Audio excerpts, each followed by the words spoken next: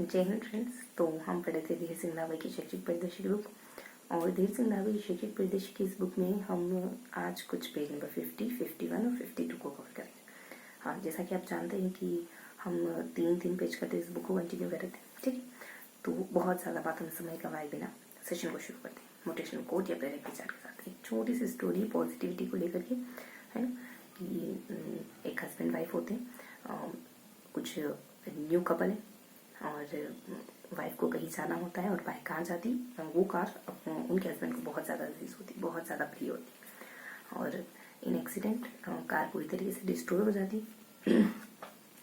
अब वाइफ इस कश्मकश में है कि अपने हस्बैंड को ये बात कैसे बताई जाए। जैसे तैसे घर आती है और कहती है ना कि ऐसा ऐसा हुआ है। अब हस्बैंड के पहले शब्द थैंक्स टू गॉड निकलते हैं ना, और पत्नी जी मतलब श्रीमती जी अचंभे में कि ऐसा कैसे, है ना। तो अपनी वाइफ के कंधे पर एक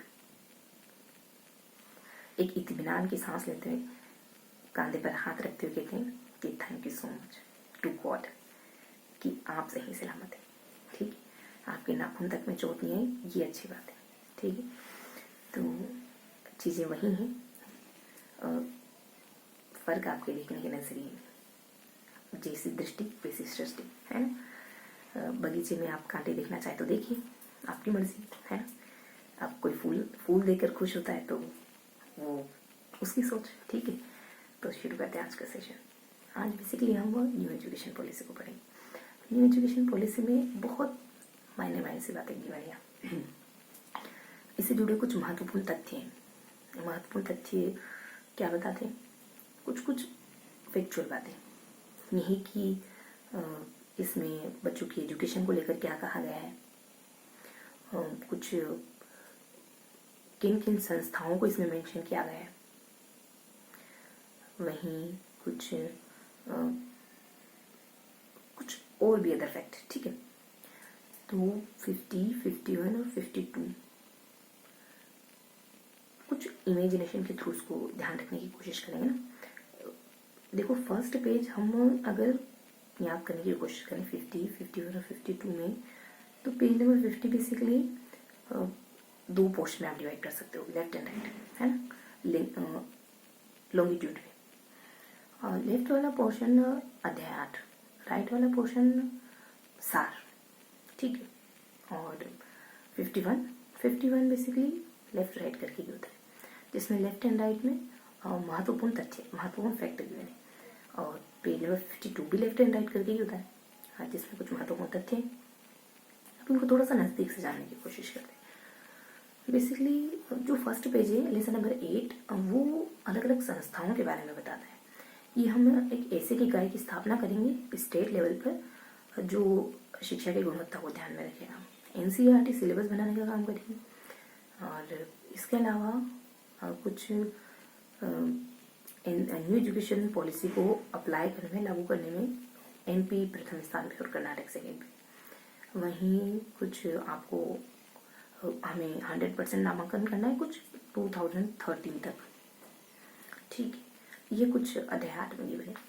वहीं सार गर्भित रूप में अगर हम इस भाग फर्स्ट को देखें, जिसमें कि 8 चैप्टर हैं, तो हम कह सकते हैं कि इसमें 4 स्तर बताए हैं, कुछ हर एक स्तर पर होने वाले बदलाव को बताया है, और वहीं कुछ एक आधा फैक्ट होते हैं, ठीक है। तो इस तरीके से सार के रूप में इसको बताने की कोशिश की गई इन पेजेस में।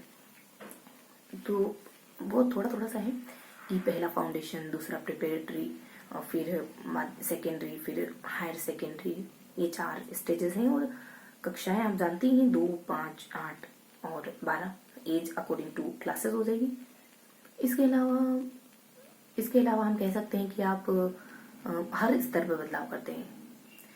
छोटे बच्चों के स्तर पर, माध्यमिक, उच्च माध्यमिक पर, और प्राथमिक, उच्च प्राथमिक, माध्यमिक और उच्च माध्यमिक, हर एक स्टेज पर बदलाव। 9th में आपको सब्जेक्ट चुनने की छूट है। 12th में और 10th लेवल में बोर्ड परीक्षाओं को 2 हिस्सों में बांटने की बात की गई, और 2 बार लेने की बात की गई। प्राथमिक और उच्च प्राथमिक में बेसिकली प्राथमिक और उच्च प्राथमिक में कुछ अच्छी सी इंफॉर्मेशन है, लाइक जैसा कि 9th में मैंने बताया, जैसा कि 12th में मैंने बताया, कुछ इस तरीके की। इसके अलावा हम अगर नेक्स्ट पेज पर मूव करें, कुछ मूल्यांकन के बारे में बताया कि होलिस्टिक तरीके का मूल्यांकन होना चाहिए 360 डिग्री, है ना। इसके अलावा कुछ नेक्स्ट पेज में हायर एजुकेशन के बारे में कि अब डिग्री 4 साल की होगी, 3 साल वाले को डिप्लोमा कहेंगे, 4 साल वाले को डिग्री कहेंगे, और सर्टिफिकेट कहेंगे 2 साल वाले को और 1 साल वाले को लमसम, ठीक है। वहीं अभी करंटली 26.3% के अराउंड नामांकन है। इसके अलावा कुछ और बातें हैं, जैसे एमफिल की डिग्री अब नहीं फिनिश कर दी गई है ना। इसके अलावा कुछ कुछ संस्थाओं के बारे में गिवन है कि मूलभूत साक्षरता और अंक ज्ञान करके एक इंस्टीट्यूट है ना, इस गोल को प्राप्त करना है हमको। और मेरू करके मल्टीफेसिक एजुकेशन और रिसर्च, और यू से कुछ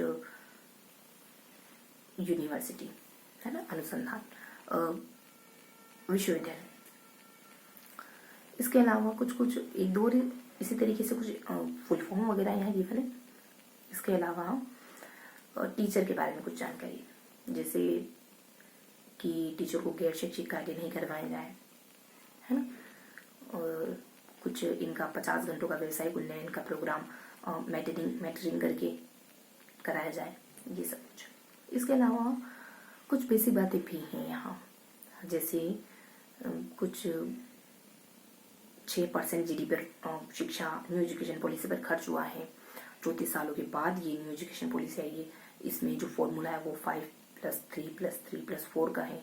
इससे पहले जो फॉर्मूला था वो 10+2+2 और 10+2, और इससे पहले 68, उसके बाद 86, देन अब 2022 में आएंगे, है ना। ये सारी बातें यहाँ गिवन है।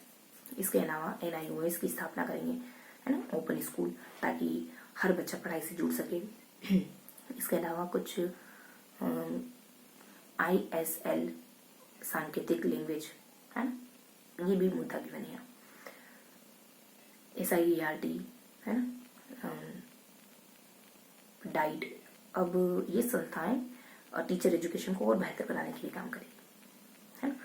ये सारी बातें सेकेंड पेज में, यानी 52 में हम क्या देखते हैं, जो कि लास्ट पेज भी है। 52 में हम जैसा कि हमने प्रीवियस पेज में देखा फैक्ट, वही पढ़ते हैं। और फैक्चुअल जानकारी में हम यहाँ कुछ बहुत आसान से मुद्दों को पढ़ते हैं, जैसे नो बिग डे वगैरह हो जाता है ना। इसके अलावा कुछ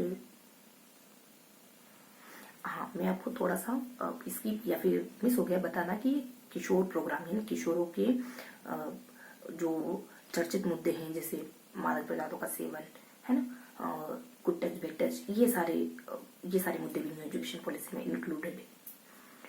अब नो बिग डे को लेकर बातें आ जाती हैं कि 10% से ज़्यादा भार नहीं होना चाहिए, व्यावसायिक शिक्षा 6 साल में देनी है बच्चों को, कुछ 10 दिन बस्ता मुक्त दिन के होंगे, 1 to 5 में 1 वर्क बुक होगी, 8 तक 2 वर्क बुक होगी। 8 तक में भी ओपन फाइल में आपको कुछ जो भी आप लिखित वर्क करें वो ओपन फाइल के रूप में करना होगा, लमसम ऐसा कुछ, ठीक है। अब बस मुश्किल से 1-2 मिनट और कंटिन्यू करेंगे।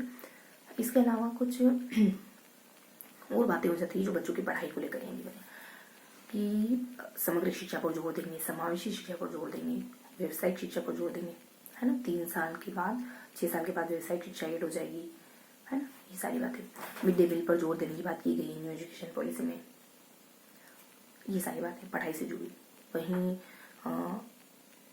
अगर बियॉन्ड स्टडीज आए तो कुछ एसएमसी में जो शक्तियाँ हैं उनको विकेंद्रित करने की कोशिश करी जाए, जैसा कि स्टेट लेवल की शक्तियाँ, फिर सेंट्रल, स्टेट, देन डिस्ट्रिक्ट, फिर पंचायत लेवल। उसी तरीके से प्रयास किया जाएगा एसएमसी में भी शक्तियों का बंटवारा करने के लिए। वहीं 1-2 बातें और आती है इसमें कि